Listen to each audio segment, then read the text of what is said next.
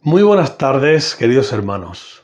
Estamos llegando al final de nuestro culto de oración en esta tarde. Y doy gracias a Dios por cada uno de vosotros que habéis podido participar y por cada oración que hemos podido elevar a nuestro Dios en esta tarde, sabiendo que Él nos oye y sabiendo que tenemos la respuesta conforme a su voluntad en el tiempo oportuno de nuestro Dios. Ahora vamos a acercarnos juntos al texto del Evangelio de Juan en el capítulo 4, en los versículos 7 hasta el 11. Dice así: vino una mujer de Samaria a sacar agua y Jesús le dijo: dame de beber. Pues sus discípulos habían ido a la ciudad a comprar de comer. La mujer samaritana le dijo: ¿cómo tú, siendo judío, me pides a mí de beber, que soy mujer samaritana? Porque judíos y samaritanos no se tratan entre sí. Pero Jesús le respondió y le dice: si conocieras el don de Dios y quién es el que te dice dame de beber, tú le pedirías y él te daría agua viva. La mujer le dijo: Señor, no tienes con qué sacarla y el pozo es hondo. ¿De dónde pues tienes el agua viva?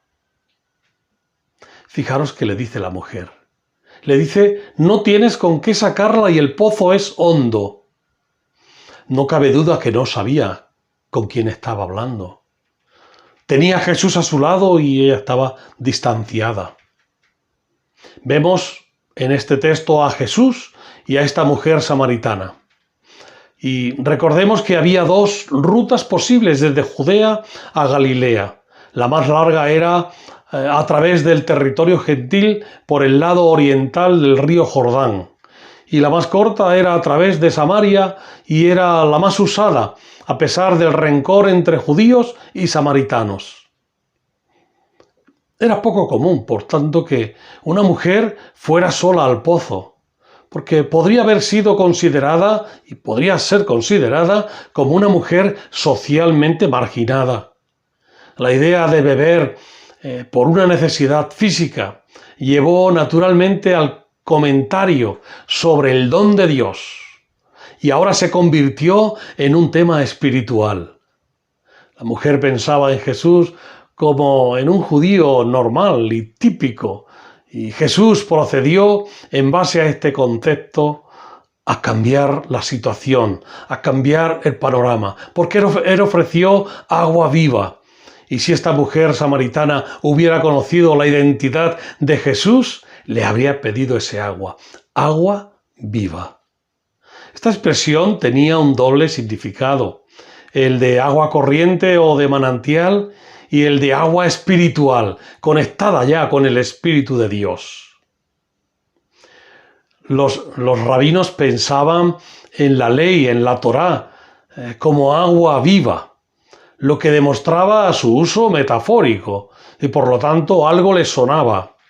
Sin embargo, llama la atención que la mujer aún pensara solamente a nivel humano, como muestra el texto. Parecía complicado pensar en sacar agua de un pozo profundo sin tener los medios adecuados y necesarios para hacerlo.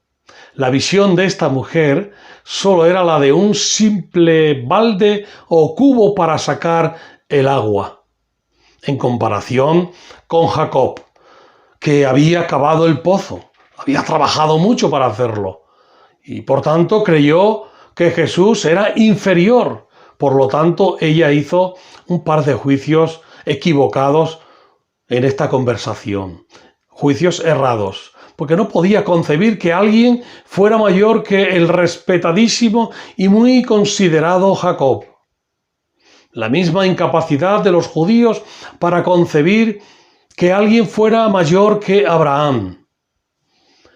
Pero la verdadera superioridad de Jesús estaba en el hecho de que el agua que era viva cuando Él la proveía, cuando Él la daba, porque el pozo de Jacob podría saciar la sed solo provisionalmente. Sin embargo, el agua viva era para vida eterna. y es un agua distinta y diferente. Hay muchos pasajes, muchos textos en la Biblia, en la palabra de Dios, en el Antiguo y Nuevo Testamento que hablan de este agua viva, como agua espiritual, como agua que sacia la sed. La referencia a la vida eterna está conectada claramente con la actividad del Espíritu como vemos en Juan capítulo 6, versículos 63. Quizá nosotros en alguna ocasión hayamos enfocado y relacionado a Jesús como esta mujer. Las sorprendentes y extraordinarias verdades y promesas de la palabra de Dios deben ser para nosotros bálsamo, un bálsamo que pacifica todo y nos hace confiar. ¿Cómo enfocamos nosotros el poder de Jesús ante cualquier situación que estemos viviendo? ¿Le decimos a Jesús, como esta mujer, no tienes cómo sacar el agua del pozo porque el pozo es hondo? Quizá hemos pensado alguna vez que Jesús no puede resolver alguna situación por difícil que la veamos nosotros. ¿Alguna vez has dicho esas palabras o parecidas?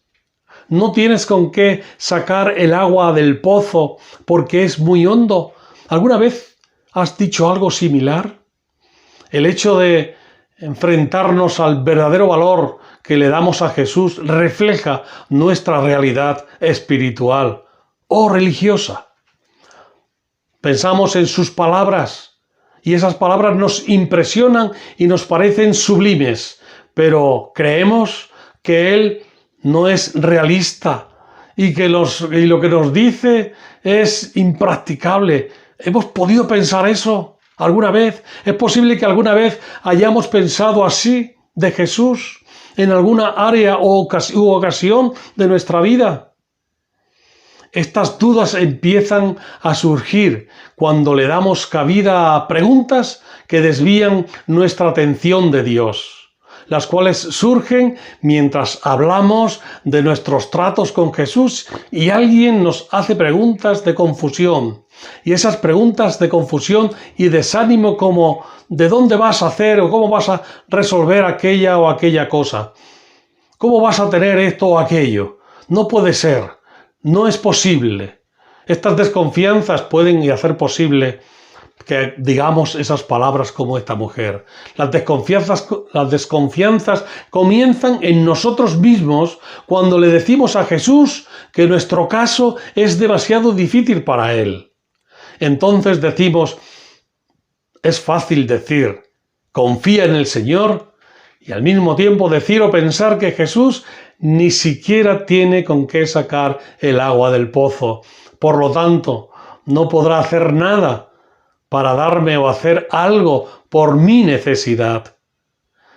Sin embargo, guardémonos del engaño con apariencia de piedad que nos luce decir, yo no desconfío de Jesús, sino de mí sí desconfío. Nuestras dudas afloran de las profundidades de nuestra propia inferioridad. Pedimos estos recelos o percibimos estos recelos en nosotros cuando estamos en dudas y entonces hemos de volvernos y confesar a Dios y decirle que no he creído en tu poder omnipotente, sino en mi limitada comprensión de entender quién eres tú. Recordemos que sin fe es imposible agradar a Dios. Así que vivamos la fe con esperanza de que Dios cumple su palabra en nosotros y en la vida de su iglesia. Hay veces que podamos haber pensado en alguna ocasión que Jesús no tiene el poder para resolver una circunstancia o situación. Sin embargo, estamos dudando del poder, de la potencia, del todopoderoso de Dios, de la omnipotencia de Dios. Y eso hemos de confesarlo. Hemos de pedirle a Dios que limpie nuestra mente y nuestro corazón y que nos haga sentirnos cómodos con Él y en Él, que podamos estar y sentir su abrazo para cada uno de nosotros y la esperanza de sabernos hijos de Dios, vivir confiados. No seamos como esta mujer que tenía a Jesús al lado, pero no lo reconoció. No reconoció quién era Él. Le estaba dando más importancia a otras personas que al mismo Dios hecho hombre, que le estaba dando ese agua viva, ese agua de sanidad, ese agua de vida eterna. Quiera Dios que, como hijos suyos, creamos firmemente cada día más y afiancemos nuestra fe en el poder de Dios y en los méritos de Cristo. Si tú no tienes a Cristo en tu vida, hoy es día de salvación, lo puedes recibir por fe en Él. Mas a todos los que le recibieron, los que creen en su nombre, les dio potestad de ser hechos hijos de Dios. Si tú crees en Cristo, hoy puedes pertenecer a su familia. Por fe. Por gracia sois salvos, por medio de la fe, no por obras para que nadie se gloríe. Que Dios te bendiga, que Dios nos bendiga. Vamos a tener una oración juntos para terminar. Padre amado, te damos muchas gracias por esta oportunidad que nos das de llegar y reflexionar en tu palabra y ver la distancia que había entre esta mujer y el Señor Jesucristo en la conversación. Ella no lo reconoció. Ella vio a Jesús como alguien más, uno más. Sin embargo, era el mismo Dios. Eras tú mismo hecho hombre. Permite, oh Señor, que cada uno de nosotros nunca veamos a Jesús así, sino que siempre le veamos como nuestro Señor, como nuestro guía, como nuestro modelo. Padre, y si hay alguien que escucha este mensaje y no tiene a Cristo en su vida, háblale a su corazón y que él pueda recibir a Cristo en su vida como su único y suficiente Salvador personal. Todo esto te lo pido dándote gracias en el nombre y por los méritos del Señor Jesús. Y ahora, oh Dios, despídenos con tu paz y con tu bendición. Que la gracia de nuestro Señor Jesucristo, el amor de Dios nuestro Padre y la comunión del Espíritu Santo sean con todos y cada uno de nosotros, ahora y siempre. Amén. Pues que Dios nos bendiga, que seamos muy felices todos y que nuevamente nos podamos volver a ver, volver a encontrar por este medio en la próxima vez, en el próximo encuentro. Así que Dios nos bendiga y hasta luego.